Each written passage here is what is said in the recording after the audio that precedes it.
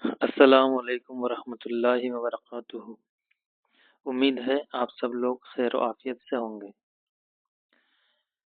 آپ لوگوں کو تھمبنیل کے ذریعے سے معلوم ہو گیا ہوگا کہ آج کی ہماری کلاس کا موضوع ڈاکٹر علامہ اقبال اور ان کی نظم نیا شیوالے ہونے والی ہے۔ آپ لوگوں میں سے جو بھی چینل پر نئے آئے ہیں ان لوگوں سے میری درخواست ہے کہ چینل کو سبسکرائب کیجیے، ویڈیو کو لائک کیجیے اور اپنے دوستوں کے ساتھ اس کلاس کو شیئر کیجیے۔ ساتھ ہی ساتھ میں آپ لوگوں کو یہ بتا دینا چاہتا ہوں کہ ہماری کلاس شارٹ نوٹس پر بیسڈ ہوتی ہے، جس میں غیر ضروری کہانیوں کو ہٹا دیا جاتا ہے، غیر ضروری ایکسپلینیشن کو ہٹا دیا جاتا ہے اور ٹو دا فیکٹ ہماری کلاس چلتی ہے۔ اس میں بھی اسی کنٹینٹ کو شامل کیا جاتا ہے جو کہ پی وائی کیو بیسڈ ہے، اوتھینٹک ہو اور ایگزام سے ریلیٹڈ ہو۔ تو بنا کسی دیری کے آج کی ہم ہماری کلاس کو شروع کرنے جا رہے ہیں۔ ہم دیکھیں گے کہ علامہ اقبال کا جو سگنیچر شعر ہے، ایک بار اس کے ساتھ ہم اس کلاس کی شروعات کرتے ہیں۔ اقبال کہتے ہیں کہ خودی کو کر بلند اتنا کہ ہر تقدیر سے پہلے، خودی کو کر بلند اتنا کہ ہر تقدیر سے پہلے، خدا بندے سے خود پوچھے بتا تیری رضا کیا ہے۔ مجھے پوری امید ہے کہ یہ شعر ضرور آپ لوگوں نے اس سے پہلے کہیں نہ کہیں سنا ہوگا اور اپنے ذہن میں اس کو بیٹھا لیا ہوگا۔ یہاں پر ہم لوگ اس شعر کی تشریح نہیں کر رہے ہیں، صرف مقصد یہ ہے کہ ہم ہماری منزل کی طرف رجحان کریں، ہماری منزل کو پانے کے لیے محنت کریں۔ تو چلیے اب ہم آگے دیکھتے ہیں کہ علامہ اقبال کا جو اصل نام ہے وہ تھا شیخ محمد اقبال۔ ان کا اصل نام ہے شیخ محمد اقبال، اور جو تخلص انہوں نے اپنی شاعری میں اختیار کیا وہ تھا اقبال۔ یہ دو ضروری فیکٹ ہیں جن کو ہم کو یاد کرنا ہے اور یہ ایگزام اورینٹڈ بھی ہے۔ آگے دیکھتے ہیں کہ علامہ اقبال کی جو پیدائش ہے وہ تھی 1877 میں سیالکوٹ پنجاب میں۔ ان کی پیدائش ہے 1877 سیالکوٹ پنجاب۔ سیالکوٹ موجودہ دور میں پاکستان میں ہے۔ پھر ہم دیکھیں گے کہ ان کی جو وفات ہے وہ ہوئی تھی 1938 میں لاہور میں۔ یہ چاروں فیکٹ اتنے اہم ہیں کہ آر پی ایس سی یا اس کے علاوہ جتنی بھی اہم سنستھائیں ہیں جو ایگزام کو منعقد کرواتی ہیں، انہوں نے ان چاروں فیکٹ سے اب تک کئی مرتبہ سوالات پوچھے ہیں۔ تو یہ چاروں فیکٹ تو ہم لوگوں کو ایک طرح سے مکھ زبانی یاد ہو جانے چاہیے۔ اب آر پی ایس سی نے حالانکہ تھوڑا استر اپنا بڑھا دیا ہے، تو کیونکہ اقبال اردو ادب کے عظیم شاعر و شخصیت ہیں، ہو سکتا ہے کہ ان کی پیدائش اور وفات کی ڈیٹ بھی پوچھی جائے۔ حالانکہ اب تک ایسا نہیں ہوا ہے اور ہم لوگ بھی ٹرینڈ کو ہی فالو کرتے آئے ہیں، ٹرینڈ کے حساب سے ہم ہمارے نوٹس کو تیار کرتے رہے ہیں۔ پھر بھی ہم لوگ کوشش کریں گے اگر ہم کو یاد رہ جائے تو ان کی پیدائش 9 نومبر، علامہ اقبال کی جو پیدائش ہے وہ 9 نومبر 1877 کو سیالکوٹ میں ہوئی تھی اور ان کی وفات 21 اپریل 1938 کو لاہور میں ہوئی تھی۔ امید ہے کلاس آپ لوگوں کو یہاں تک سمجھ میں آ رہی ہوگی۔ یہاں سے ہم آگے دیکھتے ہیں کہ علامہ اقبال کی پیدائش اور وفات کے بعد ان کے اجداد سے متعلق کیا فیکٹ ہم نے شامل کیے ہیں۔ تو اگلی بات یہ ہے کہ ان کے جو اجداد ہیں وہ کشمیری پنڈت تھے۔ ان کے اجداد کشمیری پنڈت تھے اور اسلام مذہب سے متاثر ہو کر کے انہوں نے اسلام مذہب کو قبول کیا اور مسلمان ہوئے۔ ان کے والد کا نام تھا شیخ نور محمد۔ والد کا نام تھا شیخ نور محمد۔ ان کی والدہ کا نام تھا امام بی بی۔ ان کی والدہ کا نام تھا امام بی بی۔ ان کے ایک بھائی بھی تھے جن کا نام تھا شیخ عطا محمد، جو کہ ذہنی طور پر تھوڑے سے کمزور تھے، یا یوں کہا جا سکتا ہے کہ ان کا آئی کیو لیول تھوڑا کمزور رہا تھا۔ اس کے بعد ہم دیکھتے ہیں کہ علامہ اقبال نے 3 شادیاں کی تھی۔ علامہ اقبال نے 3 شادیاں کی تھی، ان میں جو پہلی بیوی کا نام ہے کریم بیوی، اور ان سے ان کی شادی 1893 میں ان کی شادی ہوئی تھی۔ دوسری بیوی سے ان کی شادی 1910 میں ہوئی تھی اور ان کا نام ہے سردار بیگم۔ ان کی تیسری شادی 1913 میں مختار بیگم سے ہوئی تھی۔ امید ہے کہ یہاں تک کے فیکٹ آپ لوگوں کو سمجھ میں آئے ہوں گے اور بخوبی آپ لوگوں کو یاد ہوئے ہوں گے۔ پھر بھی جیسا کہ ہمارا معمول رہا ہے کہ ہم لوگ ساتھ ہی ساتھ ریویژن کرتے آئے ہیں، تو ایک بار ریویژن دیکھ لیتے ہیں اقبال سے متعلق کیا کیا اہم فیکٹ ہیں جو ایگزام اورینٹیڈ ہیں اور سیدھے طور پر پریکشاؤں میں آ سکتے ہیں۔ یہاں پر ہم نے دیکھا کہ ان کا نام ہے شیخ محمد اقبال۔ انہوں نے جو تخلص اختیار کیا تھا وہ تھا اقبال۔ علامہ اقبال کی پیدائش 1877 سیالکوٹ میں ہوئی تھی۔ ان کی وفات 1938 لاہور میں ہوئی تھی۔ علامہ اقبال کے اجداد کشمیری پنڈت تھے، بعد میں انہوں نے اسلام کو قبول کر لیا تھا۔ یہاں سے ہم نے پڑھا کہ ان کے والد کا نام شیخ نور محمد تھا، والدہ امام بی بی، ان کے بھائی کا نام شیخ عطا محمد، اور ان کی 3 شادیاں ہوئی تھی۔ ان کی بیویوں کے نام اس طرح سے ہے: کریم بی بی، سردار بیگم اور مختار بیگم۔ اس کے بعد اب ہم دیکھیں گے کہ علامہ اقبال کے استاد محترم کون کون رہے ہیں۔ ان کے استاد سے متعلق بھی سوالات امتحانات میں پوچھے گئے ہیں، اس لیے ہمیں ان کے استاد، ان کے اساتذہ کے نام بھی یاد رکھنے ہیں۔ ہم دیکھیں گے کہ اقبال کے جو بچپن کے استاد رہے ہیں ان میں غلام حسین اور میر حسن کا نام خاص طور سے لیا جاتا ہے۔ میر حسن کے ساتھ ان کے والد کے دوستانہ مراسم رہے تھے۔ میر حسن کو شاہ صاحب کے نام سے بھی جانا جاتا تھا، یا یوں کہیں کہ میر حسن کو شاہ صاحب کے نام سے ہی پکارا جاتا تھا۔ شاہ صاحب علامہ اقبال کے والد کے اچھے دوست تھے اور علامہ اقبال کے استاد بھی رہے ہیں۔ ان سے متعلق اہم بات یہ ہے کہ جب علامہ اقبال کو انگریزی حکومت کے ذریعے 1923 میں سر کا خطاب دیا جا رہا تھا تو انہوں نے یہ کہا کہ میں اس خطاب کو تب ہی قبول کروں گا کہ جب میرے استاد یعنی کہ میر حسن صاحب کو بھی شمس العلماء کے خطاب سے نوازا جائے۔ اس شرط پر اقبال نے سر کا خطاب قبول کیا تھا۔ یہ سوال نیٹ کے امتحان میں پوچھا جا چکا ہے کہ علامہ اقبال کے وہ کون سے استاد ہیں جن کو اقبال کی وجہ سے شمس العلماء کا خطاب دیا گیا تھا، شمس العلماء کے خطاب سے نوازا گیا تھا، تو اس کا جواب ہو جائے گا کہ علامہ اقبال کے ان استاد کا نام ہے استاد میر حسن۔ ان کو اقبال کی وجہ سے شمس العلماء کے خطاب سے نوازا گیا تھا۔ آگے ہم دیکھیں گے کہ اقبال کے شاعری کے استاد، ابھی تک ہم نے دیکھا کہ یہ اقبال کے بچپن کے استاد ہیں، اب ہم دیکھیں گے کہ اقبال کے شاعری کے استاد کون رہے ہیں۔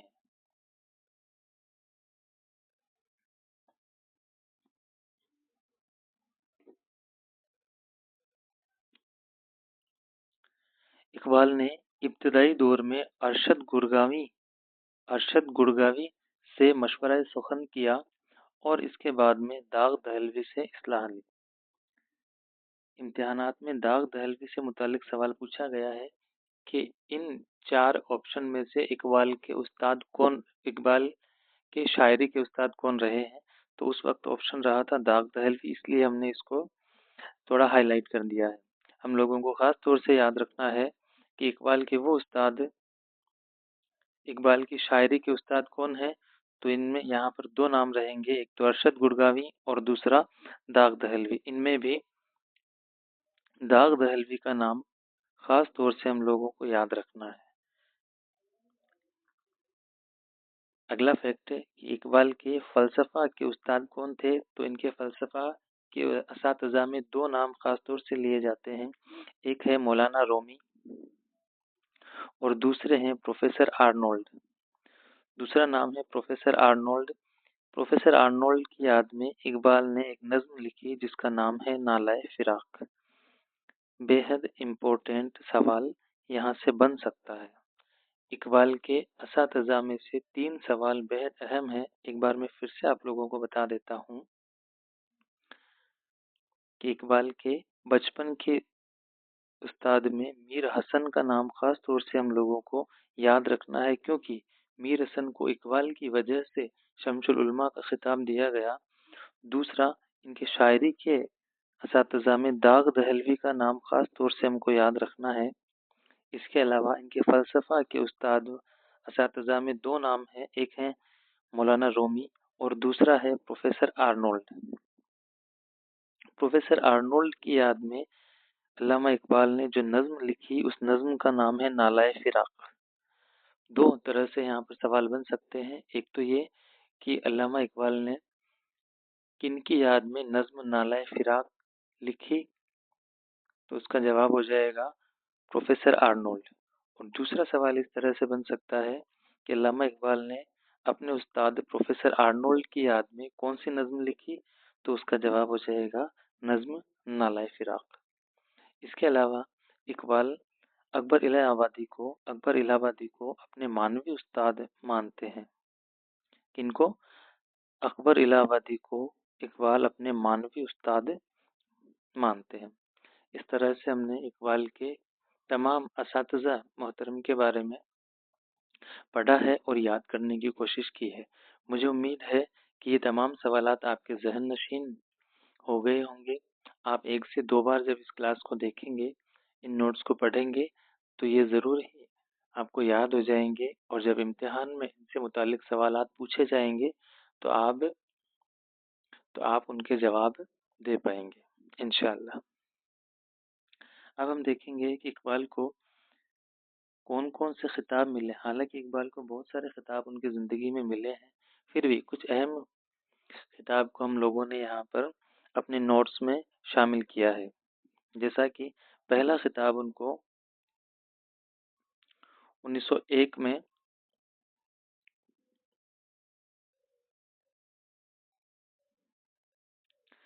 اقبال کے خطاب کچھ اس طرح سے ہیں۔ پہلا خطاب ہے ان کا ملک الشعراء۔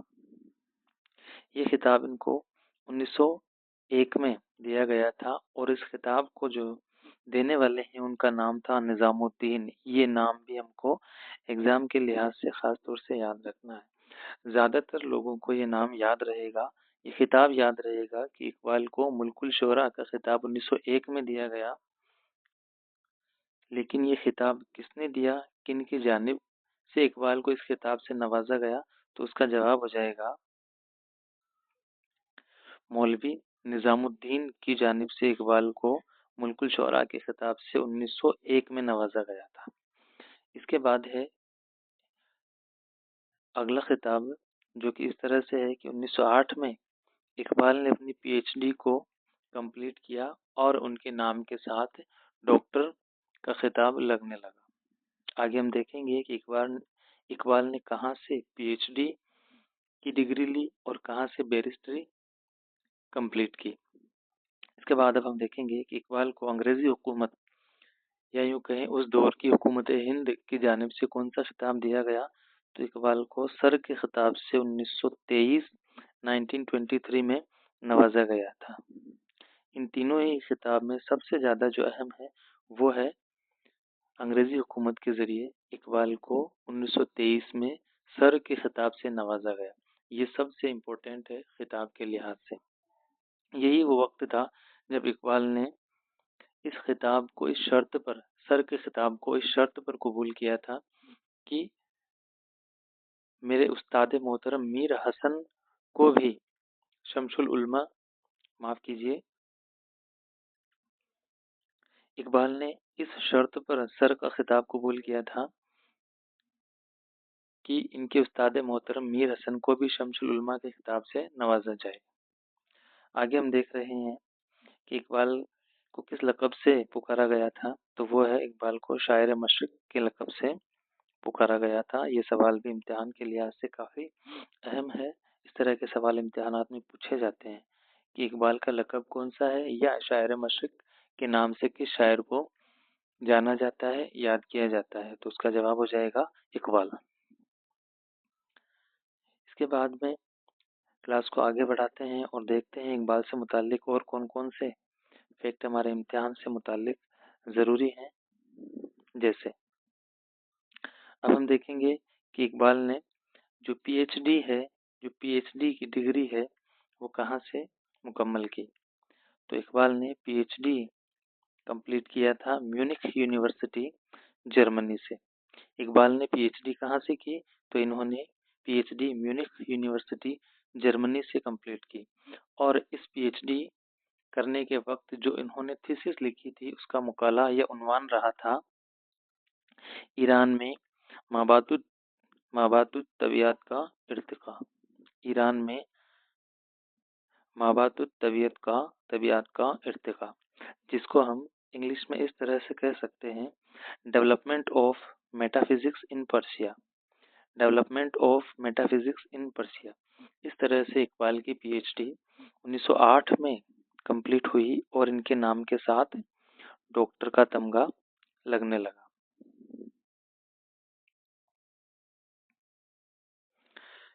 फिर हम देखेंगे कि इकबाल ने बैरिस्ट्री जो है वो कैम्ब्रिज यूनिवर्सिटी लंदन से ये डिग्री हासिल करी थी। इकबाल ने बैरिस्ट्री की डिग्री कैम्ब्रिज यूनिवर्सिटी लंदन से हासिल की थी और पीएचडी की डिग्री म्यूनिख यूनिवर्सिटी जर्मनी से हासिल की थी। हम देखेंगे कि इकबाल 1905 में यूरोप चले गए थे अपनी पढ़ाई के लिए और 1908 में वापस हिंदुस्तान आए। इस तरह के सवाल भी परीक्षाओं में पूछे जा सकते हैं कि इकबाल ने यूरोप का सफ़र कब किया। तो उसका जवाब हो जाएगा 1905। और इकबाल वापस हिंदुस्तान कब लौट करके आए। तो उसका जवाब हो जाएगा कि इकबाल 1908 में हिंदुस्तान वापस लौट करके आए थे। अब हम देखेंगे कि इकबाल ने अपनी ज़िंदगी में कौन कौन से अहम सफ़र किए हैं। हालांकि इकबाल ने बहुत सारे सफ़र किए हैं, लेकिन उनमें से हम उनके कुछ ही सफ़र को याद रखेंगे जो इम्तिहान के लिहाज से ज़रूरी है। इकबाल के मुख्तलिफ सफ़र कुछ इस तरह से हैं कि इकबाल ने 1905 में यूरोप का सफ़र किया था। हिंदुस्तान छोड़ करके अपनी पढ़ाई, अपनी तालीम, इल्म हासिल करने के लिए इकबाल 1905 में यूरोप गए। और जब इकबाल यूरोप गए तो उनका जहन, इनकी विचारधारा, इनके ख्यालातों में बेहद तब्दीली आई। 1905 में यूरोप का सफ़र किया। इसके बाद में इसके साथ ही जर्मनी, लंदन, इटली, रोम, मिस्र, पेरिस और काहिरा, इन तमाम जगहों का इकबाल ने सफ़र किया था। आगे हम देखेंगे कि 1930 में इकबाल इलाहाबाद गए थे। 1930 में इकबाल इलाहाबाद गए थे। वजह थी all India Muslim league conference की सदारत। इस बात को हम इस तरह से याद रख सकते हैं कि ऑल इंडिया मुस्लिम लीग की कौन सी कॉन्फ्रेंस की सदारत इकबाल ने की। तो उसका जवाब हो जाएगा कि 1930 की इलाहाबाद कॉन्फ्रेंस की सदारत इकबाल के ज़रिए की गई थी।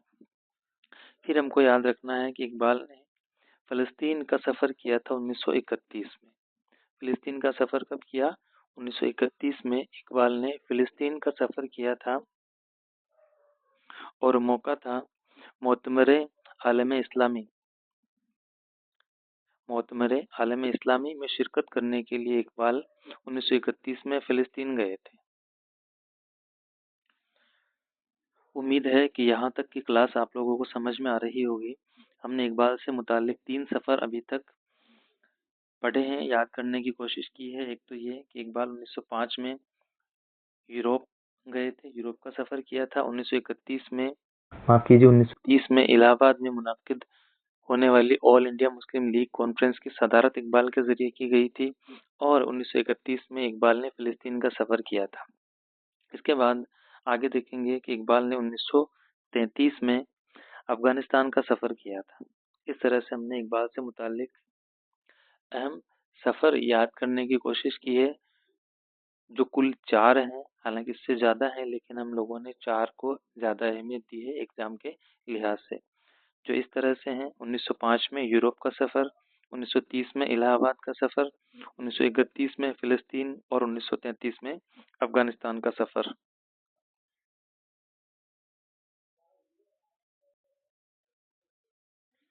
آگے دیکھتے ہیں افغانستان کے سفر سے متعلق کچھ اہم فیکٹ اس طرح سے ہیں۔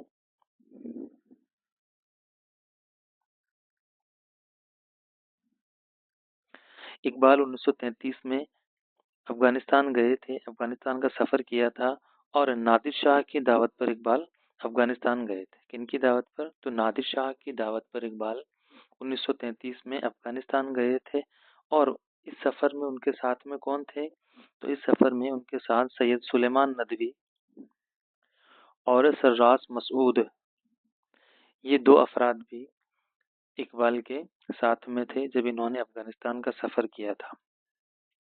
اقبال نے 1933 میں افغانستان کا سفر کیا، نادر شاہ کی دعوت پر افغانستان گئے، اور ان کے ساتھ میں سید سلیمان ندوی اور سرراس مسعود بھی اس سفر میں ان کے ساتھ رہے تھے۔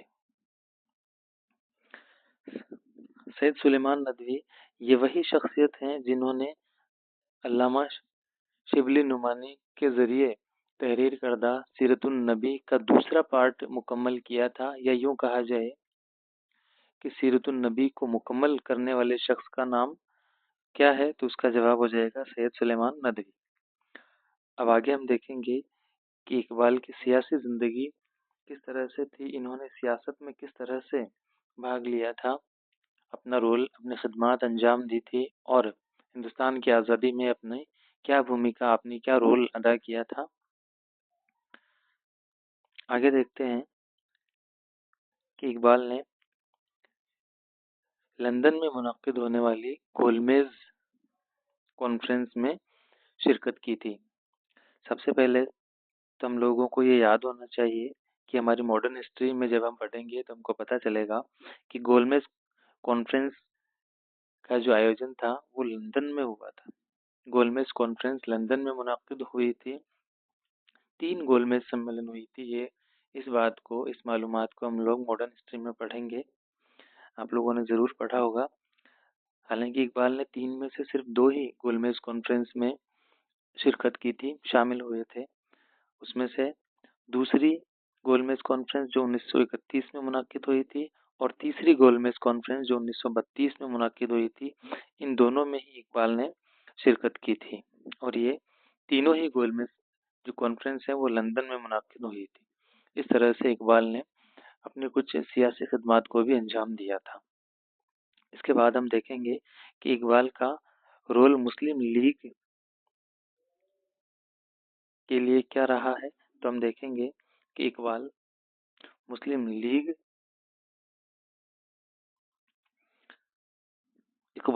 لیگ کے ممبر رہے تھے، اور 1930 میں الہ آباد میں منعقد ہونے والی آل انڈیا مسلم لیگ کانفرنس کی صدارت بھی اقبال نے ہی کی تھی۔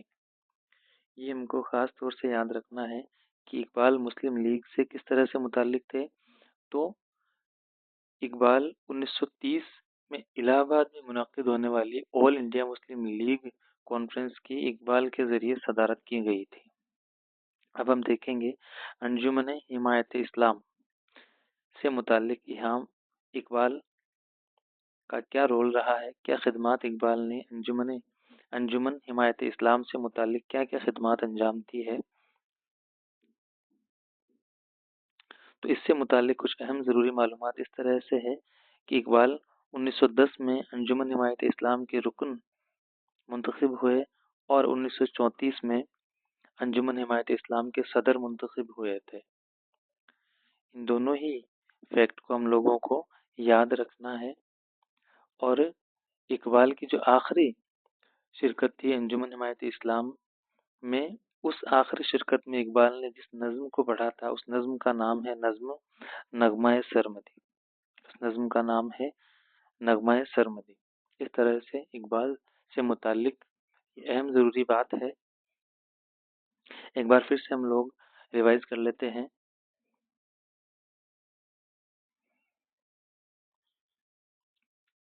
انجمن حمایت اسلام سے اقبال کا کیا تعلق ہے اور کیا انہوں نے خدمات انجام دی ہے؟ تو ہم دیکھیں گے کہ اقبال 1910 میں انجمن حمایت اسلام کے رکن منتخب ہوئے اور 1934 میں 1934 میں اس کے صدر منتخب ہوئے. اس کے بعد ہم دیکھیں گے کہ اقبال کی آخری شرکت کے وقت انجمن حمایت اسلام میں اقبال کی جب آخری شرکت ہوئی اس وقت انہوں نے کون سی نظم پیش کی. تو اس نظم کا نام ہے نغمہ سرمدی. یہ ایگزام کے پوائنٹ آف ویو سے بےحد امپورٹنٹ ہے کہ اقبال نے انجمن حمایت اسلام میں اپنی آخری نظم کون سی پڑھی تھی. تو وہ ہو جائے گی نظم نغمہ سرمدی.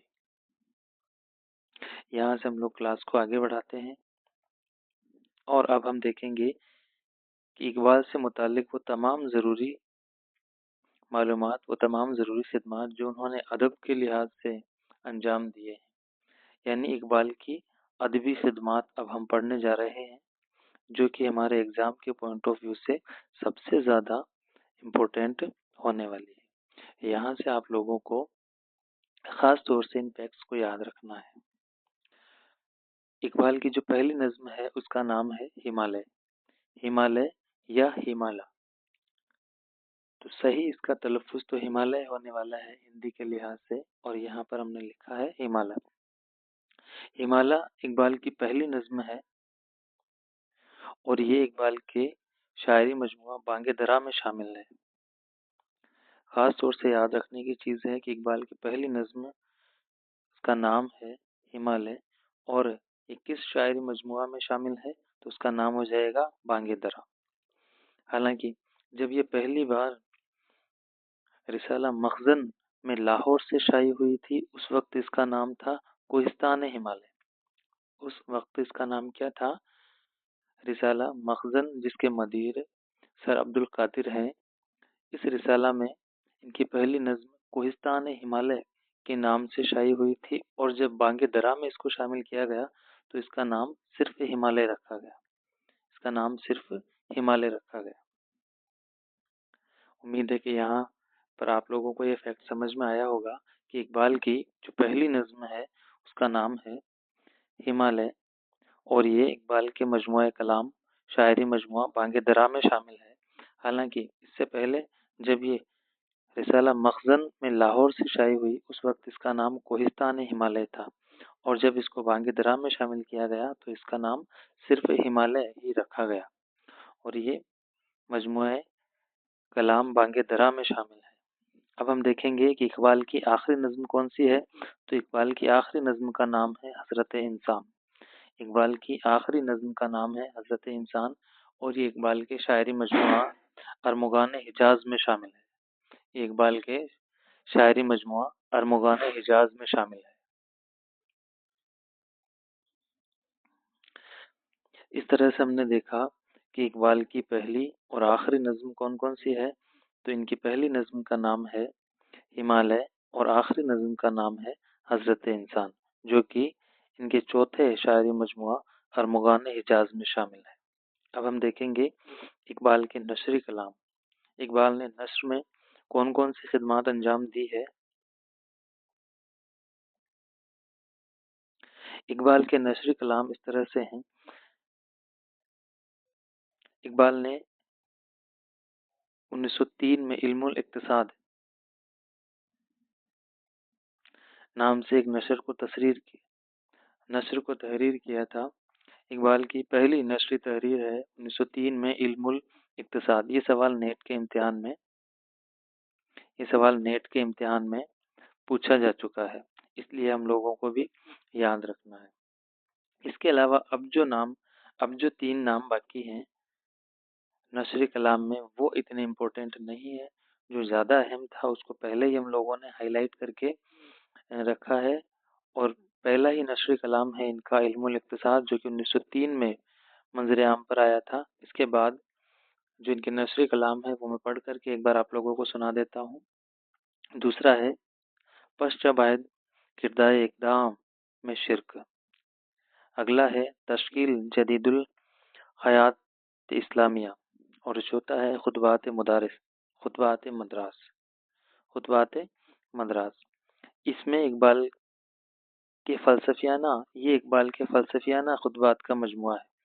کون سا؟ جو ان کا چوتھا کلام ہے خطبات مدراس، یہ اقبال کے فلسفیانہ خطبات کا مجموعہ ہے، جس کو اس نام سے جانا گیا ہے، reconstruction of religious thought in Islam. Reconstruction of religious thought in Islam, اس نام سے اقبال کے فلسفیانہ خطبات کا مجموعہ منظر عام پر آیا تھا. حالانکہ ان میں جو سب سے اہم اور ضروری ایگزام کے لحاظ سے جو سب سے اہم ہے وہ ہم لوگوں نے پہلے ہی دیکھ لیا ہے. علم الاقتصاد 1903 میں منظر عام پر آیا تھا، اور یہ نیٹ میں پوچھا گیا سوال ہے، اس لیے یہ ضروری ہو جاتا ہے. اگلا ہم دیکھیں گے کہ اقبال کے اردو مجموعہ کلام کون کون سے ہیں. تو ایک بار تو ہم لوگ اقبال کے اردو مجموعہ کلام کو صرف سیکوینس میں یاد رکھنے کی کوشش کریں گے. یہ بات یہاں پر ذہن نشین کرنے کی ہے کہ اقبال کے چاروں اردو مجموعہ کلام ایگزام کے لحاظ سے بے حد امپورٹنٹ ہے. چاروں کا سیکوینس، چاروں کا نام کئی بار امتحانات میں پوچھا جا چکا ہے، اس لیے ہم لوگوں کو بھی ٹرینڈ کو فالو کرنا ہے، ٹرینڈ کے حساب سے اپنی تیاری کو انجام دینا ہے. تو ایک بار ہم لوگ چاروں ہی مجموعہ کلام کو سیکوینس سے یاد کرنے کی کوشش کریں گے. ایک بار میں ان کا نام آپ لوگوں کے سامنے پڑھ کے سنا دیتا ہوں. پہلا ان کا اردو مجموعہ کلام ہے وہ ہے بانگ درا، دوسرا ہے بال جبرائیل، تیسرا ہے ضرب کلیم یا ضرب الکلیم، اور چوتھا ہے ارمغان حجاز. اس طرح سے ہم نے ان کے اقبال کے چاروں اردو مجموعہ کلام کے نام یہاں پر پڑھے ہیں: بانگ درا، بال جبرائیل، ضرب کلیم یا ضرب الکلیم، اور چوتھا ہے ارمغان حجاز.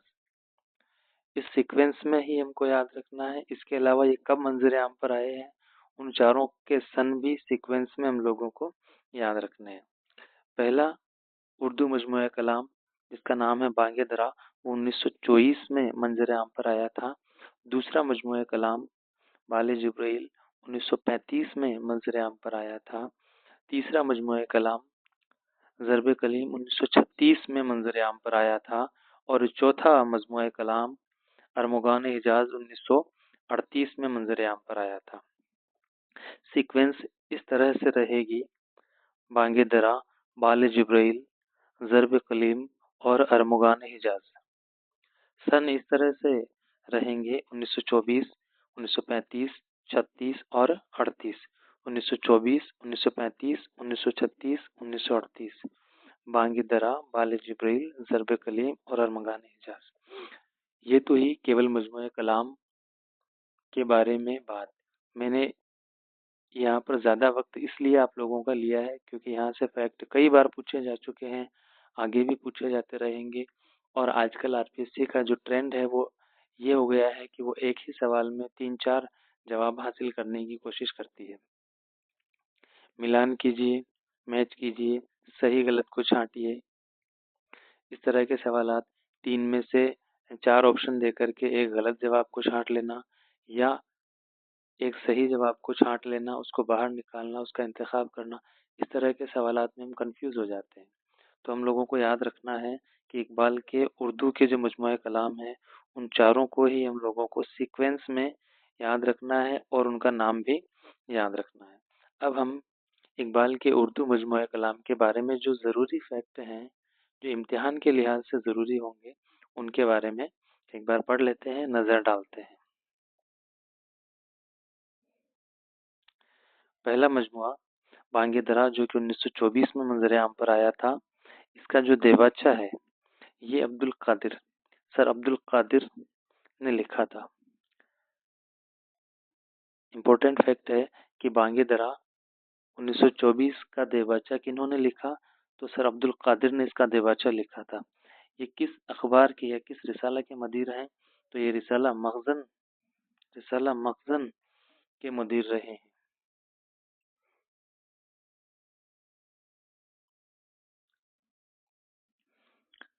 दूसरा रिसाला जिसकी हम लोग बात करते हैं वो है बाल जिब्रील। ये 1935 में मंजर आम पर आया था और इसको बाल जिब्रील के अलावा गुले सरबद भी कहा गया है।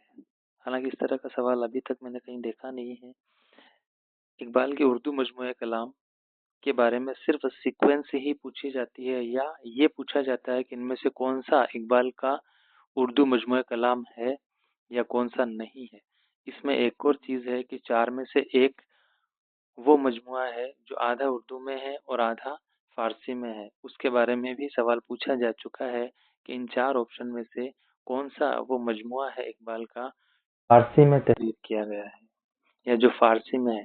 तो उसमें ये चारों ऑप्शन रहेंगे और उसमें से हमको ये छांटना होगा, ये सेलेक्ट करना होगा, इंतखाब करना होगा कि फारसी में कौन सा है जो आधा फारसी और आधा उर्दू में है। चलिए यहाँ पर हम लोग बाल जिब्रील की बात कर रहे हैं। तो बाल जिब्रील 1935 में मंजर आम पर आया था। इसको गुले सरबत भी कहा जाता है। इसकी जो अहम नज़में हैं वो इस तरह से हैं। बाल जिब्रील की नज़मों के बारे में ख़ास तौर से नेट के इम्तिहान में सवाल पूछे गए हैं। इसकी अहम नज़में हैं लाला सहराई, शाहीन, मस्जिद कुर्तबा और साकीनामा। साकीनामा तो शायद मेरे ख्याल से अभी दिसंबर 2025 में जो नेट का इम्तिहान मुनक्किद हुआ था उसी में यह सवाल पूछा गया है कि नज़्म साकीनामा इकबाल के किस मजमुआ में शामिल है। तो उसका जवाब क्या हो जाएगा कि ये इकबाल के मजमुआ बाल जिब्रील में शामिल है। तो इन नज़मों को भी थोड़ा सा हमको नज़र इन पर भी डालनी होगी कि मस्जिद कुर्तबा और साकीनामा ये दोनों अहम नज़में इकबाल के किस शायरी मजमुआ कलाम में है। तो बाल जिब्रील में है। इनका तीसरा उर्दू शायरी मजमुआ जिसका नाम है ज़र्ब कलीम, ये 1936 में मंजर आम पर आया था। 1936 में मंजर आम पर आया था। इकबाल इसका नाम कुछ और रखना चाहते थे और वो नाम था सूर असराफील। इकबाल इसका जो नाम रखना चाहते थे शुरुआत में वो था सूर असराफील। हालांकि बाद में इसको ज़र्ब कलीम के नाम से जाना गया।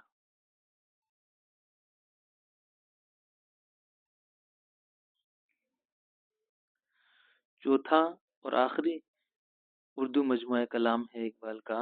इसका नाम है अरमुगान हिजाज। अरमुगान हिजाज जो कि 1938 में मंजर आम पर आया था।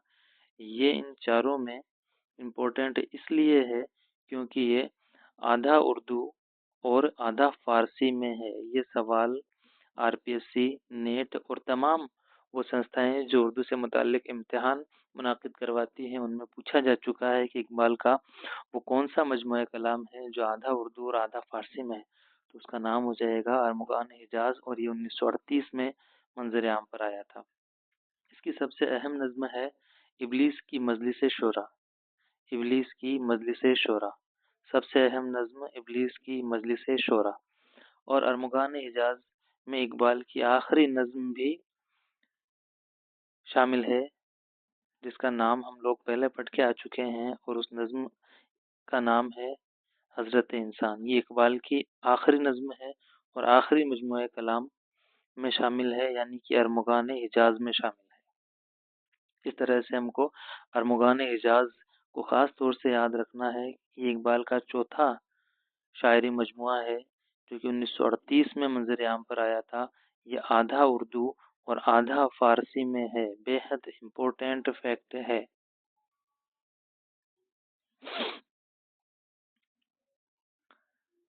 उम्मीद है कि यहाँ तक आप लोगों को ये क्लास समझ में आ रही होगी। मैं चाहूँगा कि एक बार हम लोग फिर से इकबाल के तमाम उर्दू मजमुए कलाम या तमाम उर्दू शायरी मजमुओं के नाम को एक बार फिर से देखें। ये नाम इस तरह से हैं बांगे दरा, बाल जिब्रील, ज़र्ब कलीम और अरमुगान हिजाज। इसमें सबसे ज़्यादा इम्पोर्टेंट अरमुगान हिजाज है जो 1938 में मंजर आम पर आया। आधा उर्दू और आधा फारसी में है। फिर इनके सन की सीक्वेंस है 1924, 1935, 1936 और 1938। चारों ही मजमुआ कलाम सीक्वेंस के हिसाब से, इम्तिहान के हिसाब से बेहद इम्पोर्टेंट है। یہاں سے اب ہم لوگ کلاس کو آگے بڑھاتے ہیں اور اب ہم دیکھیں گے کہ اقبال کے فارسی مجموعہ کلام کون کون سے ہیں۔ اقبال کے فارسی مجموعہ کلام اس طرح سے ہیں۔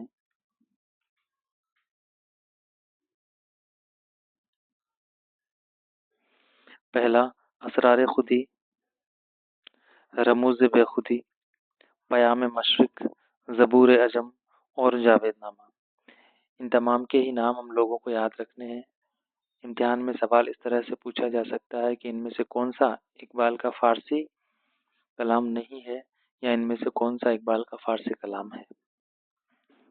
یہاں پر جو دو فارسی کلام ہیں، اسرار خودی اور رموز بے خودی، یہ NCERT میں دیے ہوئے فیکٹ ہیں جن کو ہم نے اپنے نوٹس میں شامل کیا ہے۔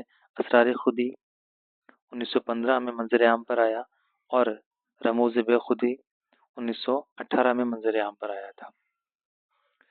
مثنوی اسرار خودی، مثنوی رموز بے خودی، مثنوی پیام مشرق، مثنوی زبور عجم اور جاوید نامہ، یہ کیا ہے؟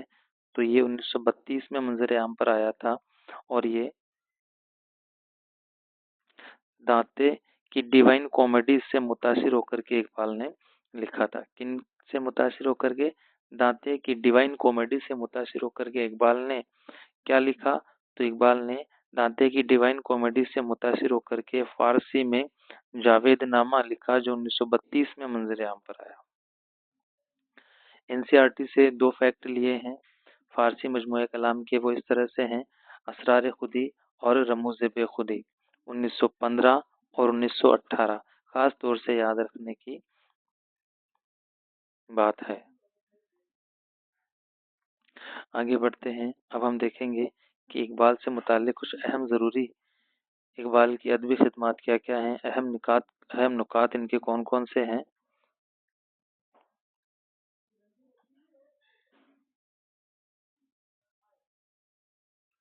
اس میں پہلا ہے اقبال کی تحریر کردہ جاوید نامہ۔ یہ ہم لوگ ابھی جسٹ پہلے پڑھ کے آئے ہیں کہ جاوید نامہ کیا ہے۔ یہ اقبال کا فارسی کلام ہے،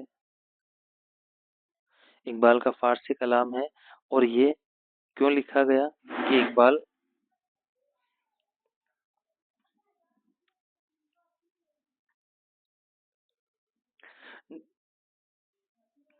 جاوید نامہ اقبال کا فارسی کلام ہے جو انہوں نے دانتے کی ڈیوائن کامیڈی سے متاثر ہو کر کے لکھا تھا۔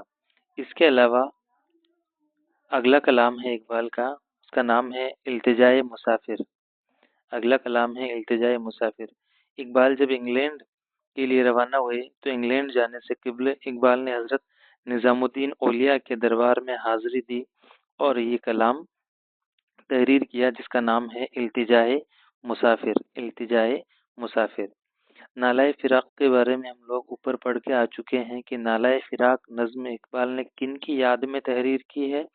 تو یہ انہوں نے اپنے فلسفہ کے استاد پروفیسر آرنولڈ کی یاد میں اس نظم کو لکھا ہے جس کا نام ہے نالہ فراق۔ امپورٹنٹ فیکٹ ہے ایگزام کے لحاظ سے، ہم لوگوں کو خاص طور سے اس کو یاد رکھنا ہے کہ نظم نالہ فراق کن کی یاد میں لکھی گئی؟ تو نظم نالہ فراق اقبال کے فلسفہ کے استاد پروفیسر آرنولڈ کی یاد میں، اور ان کی یاد میں کون سی نظم؟ تو نالہ فراق لکھی گئی۔ اس کے بعد ہے اگلی نظم شمع اور شاعر۔ شمع اور شاعر کو بانگ درا اقبال کے پہلے مجموعہ کلام جو کہ 1924 میں منظر عام پر آیا تھا جس کا نام ہے بانگ درا۔ شمع اور شاعر کو اقبال کے پہلے مجموعہ کلام بانگ درا کا دل کہا جاتا ہے۔ شمع اور شاعر کو اقبال کے پہلے مجموعہ کلام بانگ درا کا دل کہا جاتا ہے۔ بانگ درا 1924 میں منظر عام پر آیا تھا اور پہلا مجموعہ کلام ہے، پہلا اردو مجموعہ کلام ہے۔ اور شمع اور شاعر کو بانگ درا کا دل کنہوں نے کہا ہے؟ تو وہ ہو جائیں گے عبدالقادر، سر عبدالقادر۔ یہ وہی عبدالقادر ہیں جنہوں نے جو رسالہ مخزن جو لاہور سے نکلتا ہے اس کے مدیر ہیں۔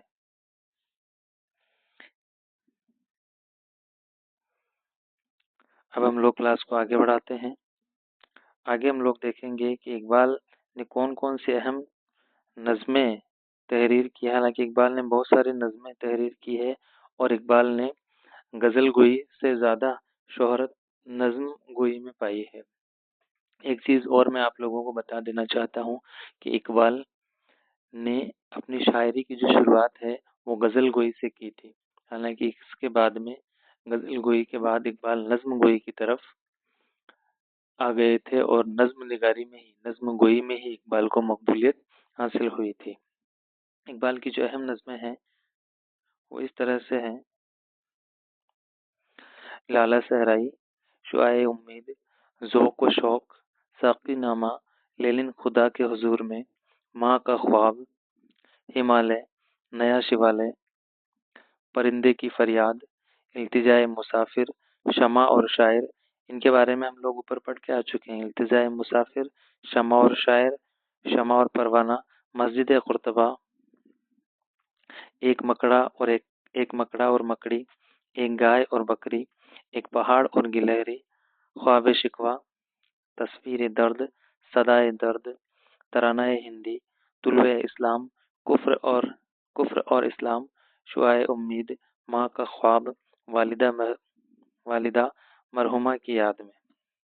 یہ اقبال کی کچھ اہم نظمیں ہیں جنہوں نے ہم کو یہاں پر شارٹ نوٹس کے طور پر شامل کیا ہے۔ اس کے علاوہ بھی بہت سارے نظمیں ہیں، لیکن خاص طور سے ہم کو انہی کا نام ایک بار یاد رکھنے کی کوشش کرنی ہے، ذہن نشین کرنے کی کوشش کرنی ہے۔ یہاں سے سوال اس طرح کے پوچھے جا سکتے ہیں کہ ان میں سے کون سی اقبال کی نظم ہے یا کون سی نہیں ہے۔ یہاں سے ہم لوگ کلاس کو آگے بڑھاتے ہیں۔ اب ہم دیکھیں گے کہ اقبال سے متعلق جو مشہور ناقدین اور محقق ہیں انہوں نے اقبال سے متعلق کیا کیا خیالات کا اظہار کیا ہے۔ ان میں اہم نام ہے رشید احمد صدیقی، مالک رام، عبد القادر، عبد الماجد دریابادی، آزاد بلگرامی اور اختر حسین رائے پوری۔ شروعات ہم لوگ کریں گے عبد الماجد دریابادی سے کہ انہوں نے اقبال کو امام العصر کہا ہے۔ عبد الماجد دریابادی نے اقبال کو امام العصر کہا ہے۔ اس کے بعد آزاد بلگرامی نے اقبال کو حسان الہند کہا ہے۔ پھر ہم دیکھیں گے اختر حسین رائے پوری، یہ زیادہ امپورٹنٹ ہے ان تینوں میں۔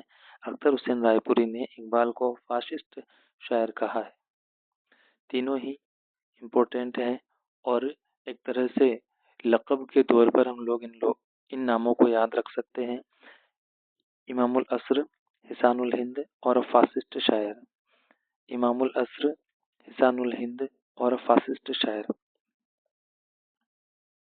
امام العصر کہا ہے عبد الماجد دریابادی نے، حسان الہند کہا ہے آزاد بلگرامی نے، اور فاسسٹ شاعر جو کہ سب سے امپورٹنٹ ہے یہ کہا ہے اختر حسین رائے پوری نے۔ اب ہم دیکھیں گے کہ اور اہم ناقدین اور محققین نے اقبال سے متعلق کیا خیالات رکھے ہیں۔ تو سب سے اہم اور ایگزام کے لحاظ سے بہت امپورٹنٹ RPSC یہ سوال پہلے RPSC کے ذریعے سے اس سوال کو پوچھا جا چکا ہے کہ یہ کس نے کہا کہ حالی ماضی کے، اکبر حال کے اور اقبال مستقبل کے شاعر ہیں۔ یہ قول کس کا ہے کہ حالی ماضی کے، اکبر حال کے اور اقبال مستقبل کے شاعر ہیں؟ تو یہ قول ہے رشید احمد صدیقی کا۔ یہ قول کس کا ہے؟ رشید احمد صدیقی نے اقبال کے بارے میں اپنا یہ نظریہ پیش کیا ہے کہ حالی ماضی کے، اکبر حال کے، اکبر سے مراد اکبر الہ آبادی اور اقبال مستقبل کے شاعر ہیں۔ اس کے علاوہ جو انہوں نے دوسرا نظریہ پیش کیا ہے وہ ہے اقبال کی نظموں کا شباب اقبال کی غزلوں کی شراب میں ڈوبا ہوا ہے۔ اقبال کی نظموں کا شباب اقبال کی غزلوں کی شراب میں ڈوبا ہوا ہے۔ یہ بھی قول کن کا ہے؟ رشید احمد صدیقی کا۔ اس کے علاوہ انہوں نے اقبال سے متعلق ایک اور نظریہ پیش کیا ہے، وہ ہے اقبال مبصر، حالی معلم اور اقبال مجاہد ہے۔ اکبر مبصر، حالی معلم اور اقبال مجاہد ہے، یعنی کہ حالی، اکبر اور اکبر، حالی اور اقبال سے متعلق جو نظریہ پیش کر رہے ہیں وہ کون ہو جائیں گے؟ رشید احمد صدیقی۔ اس کے بعد میں اب ہم دیکھیں گے کہ مالک رام نے اقبال کو کیا کہا ہے. تو مالک رام نے اقبال کو غالب کا مانوی فرزند کہا ہے. غالب کا مانوی فرزند کہا ہے. غالب کا مانوی فرزند کس کو کہا گیا ہے؟ اقبال کو کہا گیا ہے. اقبال کو کس کا مانوی فرزند کہا گیا ہے؟ غالب کا کہا گیا ہے. کیا کہا گیا ہے؟ مانوی فرزند کہا گیا ہے. اور یہ بات کس نے کہی ہے؟ مالک رام نے کہی ہے. اب ہم دیکھیں گے کہ عبد القادر جو رسالہ مخزن کے مدیر ہیں، انہوں نے اقبال سے متعلق یہ نظریہ پیش کیا ہے کہ اقبال کے روپ میں غالب نے دوبارہ جنم لیا ہے. یہ تمام وہ اقوال ہیں جن کو میں نے اپنے نظر میں اہم جان کر کے آپ لوگوں کے لیے شامل کیا ہے. بہت سارے سینکڑوں نظریات اقبال سے متعلق پیش کیے گئے ہیں. کئی ساری کتابیں اقبال سے متعلق لکھی گئی ہیں. میں چاہوں تو ان کو بھی شامل کر کر کے تمام فیکٹس کو آپ لوگوں کے سامنے انڈیل سکتا ہوں، لیکن کیونکہ آر پی سی کا یہ ٹرینڈ نہیں رہا ہے تو میں نے صرف انہی سوالات کو، انہی فیکٹس کو شامل کیا ہے جو آر پی ایس سی کے ٹرینڈ کو فالو کرتے ہیں یا اب تک پی وائی کیو کے طور پر پوچھے جا چکے ہیں. امید ہے کہ یہ کلاس آپ لوگوں کو سمجھ میں آئی ہوگی، آپ لوگوں کو پسند آئی ہوگی. اگر آپ لوگوں کو یہ کلاس پسند آئی ہے تو آپ اس کلاس کو لائک کیجیے، اپنے دوستوں کے ساتھ شیئر کیجیے، اور اگر آپ نے چینل کو سبسکرائب نہیں کیا ہے تو چینل کو سبسکرائب ضرور کیجیے. ہمارا ایک ٹیلی گرام چینل بھی ہے جس کا لنک میں آپ کو اس ویڈیو کے ڈسکرپشن میں دے دوں گا. آپ اس سے جا کر کے ہمارے ٹیلی گرام چینل کو جوائن کر سکتے ہیں. وہاں پر میں کلاس کے پی ڈی ایف کو شیئر کرتا رہتا ہوں. اگلی کلاس میں ہم لوگ دیکھیں گے اقبال سے متعلق اہم پی وائی کیو جو مختلف امتحانات میں پوچھے جا چکے ہیں. خاص طور سے آر پی ایس سی کے پی وائی کیو کو شامل کیا جائے گا. ابھی تک کلاس میں بنے رہنے کے لیے شکریہ. ملتے ہیں اگلی کلاس میں. السلام علیکم.